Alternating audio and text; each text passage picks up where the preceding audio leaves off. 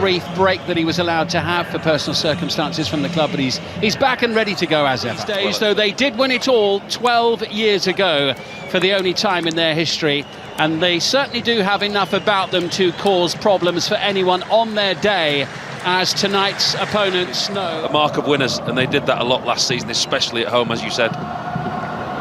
Saudi Pro League as well. This is Aouar wriggling free. Al-Shari alongside him, might not need him. Houssem Aouar! Superb goal! Individual brilliance.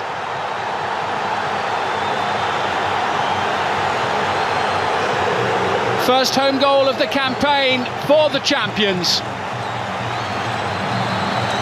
Created by and delivered by Houssem Aouar in the absence of Karim Benzema tonight. No Benzema, no problem. Midway through the first half, Al-Ittihad 1, Al-Fatah 0. It's a superb piece of individual skill and creativity. That's exactly what Houssem Aouar does. He finds those pockets of space in between the midfield and in front of the back four. He's only got one thing on his mind. He uses Al-Shari on his right-hand side as a dummy runner.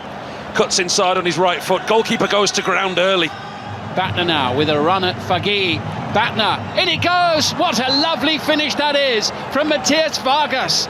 Superb goal for Al-Fatah, and on the balance of play, richly deserved for their first half performance.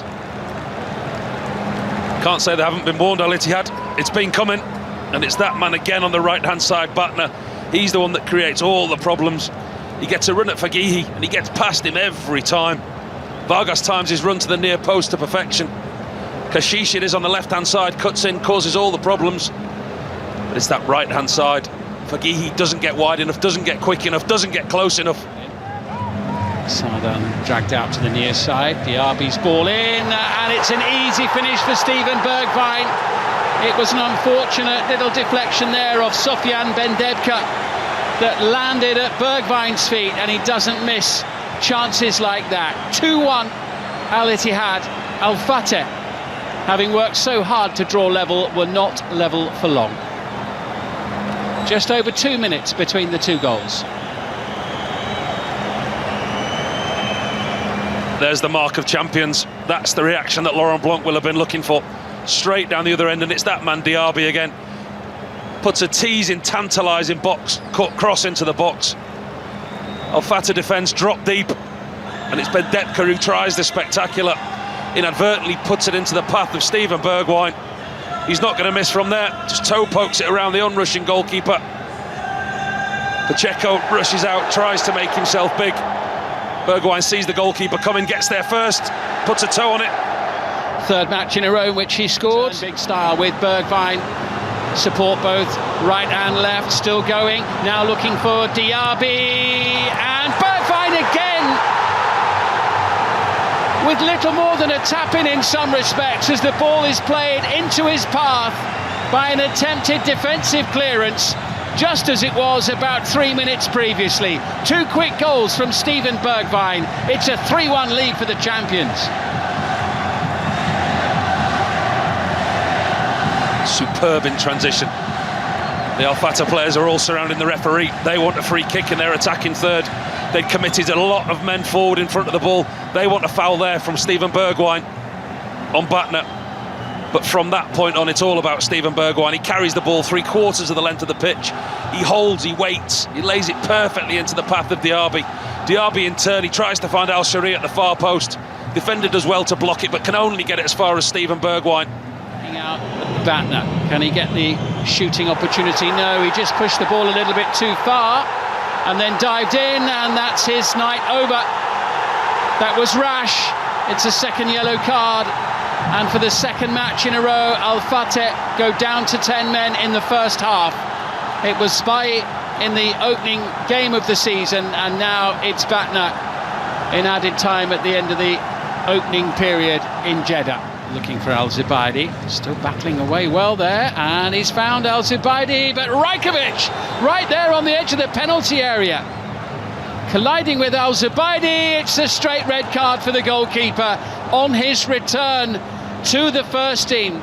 Predrag Rajkovic sent off by referee Faisal Suleiman Al-Balawi. It's 10 against 10. with just over half an hour remaining. Concentration, don't make mistakes, don't give the opposition an opportunity to get back into the game. Stay focused and don't lose concentration. Really poor error of judgment from Rajkovic on the through ball. Looks like almost midway through the second half.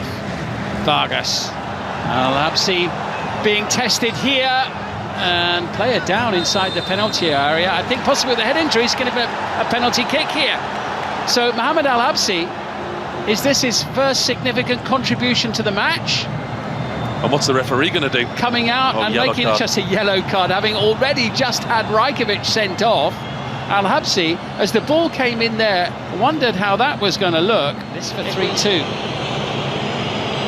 Bendebka. Oh, beautifully done. That's a super penalty. 3-2, 10 against 10, and it's game on once again.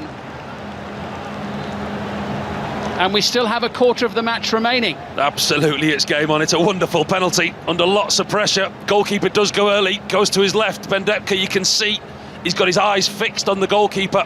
As soon as the goalkeeper moves to his left. They can't afford to get caught out, which is what might happen here with N'Golo Conte. Bergwijn heading forward in the middle. It's Conte looking for Bergwijn, but it's the easiest save of the night for Pacheco. Diaby was looking for Bergwijn. Oh, and the attempted clearance is not a good one. There it is, game, set and match. Mohamed Al-Shankiti, and it was put on a plate by the substitute Jihad Al-Jari, and I think that was his first contribution, having come off the bench. And there will be no way back for Al-Fatih now.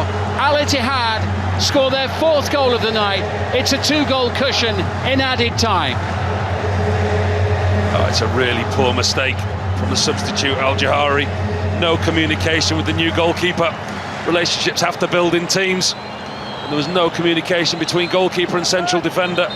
Al-Jahari didn't need to intercept. Al-Shankiti didn't need asking twice. Fired it at the goalkeeper, low with pace and power. Through the Spaniards' legs. Champions have got the 3 points.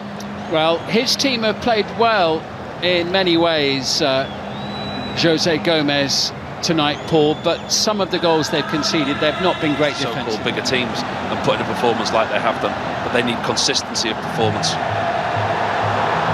And here they come again, looking for number 5 with Diaby. Yeah, there's holes appearing now, isn't there? Didn't quite get a good connection, Diaby, as you can see. Not the cleanest of strikes.